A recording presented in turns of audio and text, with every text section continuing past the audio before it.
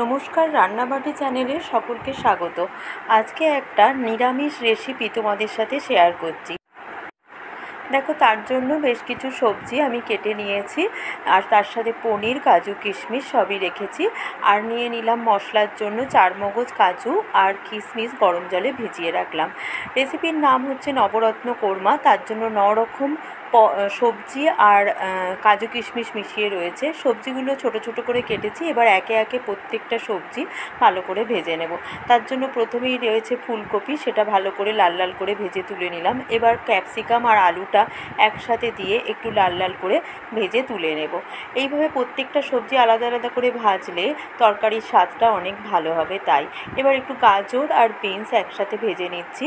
শীতকালে এই সবজি যদি রান্না করো, মানে এই রেসিপিটা যদি রান্না করো, তাহলে খুবই ভালো হয়, ফ্রেশ সবজিগুলো পাওয়া যায়।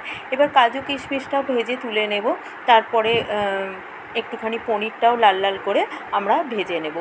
পনিরটা লাল লাল করে ভেজে তোমরা গরম জলে ভিজিয়ে রাখতেও পারো, তবে আমি এখানে গরম জলে ভেজাইনি, কারণ পনিরটা খুব ভালো ছিল।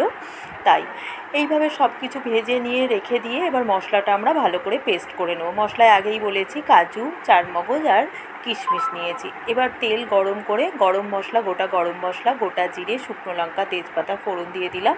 আর যে বেটে নিলাম মশলাটা, সেটা ভালো করে এবার কষিয়ে নেব। কষানোর সময় স্বাদ মতো নুন হলুদ দিয়ে দেব।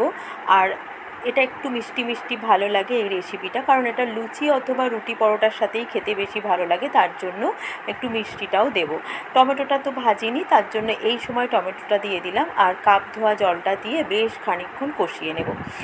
আমার চ্যানেলের রেসিপিগুলো দেখতে যদি তোমাদের ভালো লাগে, অবশ্যই লাইক, কমেন্ট, শেয়ার করো, আর তার সাথে চ্যানেলটা সাবস্ক্রাইব করো। দেখো, মশলাটা বেশ খানিকক্ষণ ধরে কষিয়ে নেবো, যতক্ষণ না মশলা থেকে তেল ছাড়বে। এই যে এখানে স্বাদ মতো চিনি দিয়ে দিলাম। বেশ খানিকক্ষণ মশলা কষানোর পরই দেখবে মশলা থেকে তেল ছাড়ছে আর সুন্দর একটা গন্ধ বেরোবে।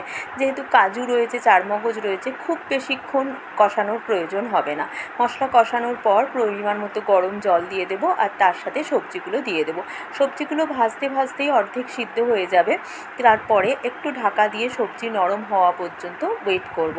এই টাইমে কিন্তু পনিরটা আমি দিইনি, পনিরটা একটু পরে দেব, কারণ না হলে পনিরটা একেবারে নরম হয়ে গেলে খেতে ভালো লাগবে না। সবজিগুলো যখন নরম হয়ে যাবে, তারপর পনিরটা দিয়ে আরও একটু ঢাকা দিয়ে এই 3-4 মিনিট মতো রান্না হওয়ার পর শেষে ঘি, গরম মশলা দিলেই তৈরি হয়ে যাবে আমাদের নবরত্ন কোরমা।